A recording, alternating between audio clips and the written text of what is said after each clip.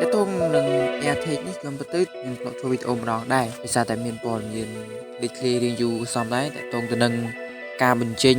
លក់នៅផលិតផលតាមដានទីតាំង AirTag នឹង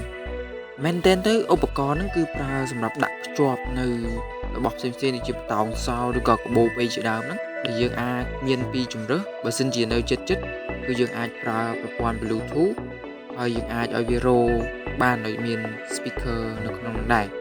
មួយទៀតបើសិនជានៅចម្ងាយឆ្ងាយយើងអាចប្រើប្រាស់ផែនទីបានដោយសារក្នុងហ្នឹងក៏មានពាក់នៅ chip U1 ហើយមានប្រើទៅជា ultra wideband ដែលអាចឲ្យយើងនឹងគឺកំណត់ទីតាំងរបស់វាបានច្បាស់លាស់ដោយ Apple ដាក់ឈ្មោះថា precision finding គឺយើងអាចដឹងពីទីតាំងរបស់វាដោយមានបញ្ជាក់ពីចម្ងាយដែលយើងស្ថិតនៅបាន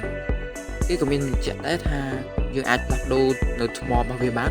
ហើយវាកាន់បានមួយឆ្នាំពេញអញ្ចឹងបើសិនជាវាអស់យើងអាចផ្លាស់ប្ដូរបានហើយវាក៏មានកម្រិតជម្រាបទឹកកម្រិត IP67 ផងដែរតម្លៃវិញគឺ$29ចំពោះដុំ AirTag នឹងមួយហើយបើយើងទិញ4គឺគេគិត$99អញ្ចឹងតើអ្នកទាំងអស់គ្នាយល់ឃើញយ៉ាងណាដែរចំពោះផលិតផល AirTag នេះតើអ្នកទាំងអស់គ្នាទិញប្រើអត់បើសិនជាវាមាននៅខ្មែរយើង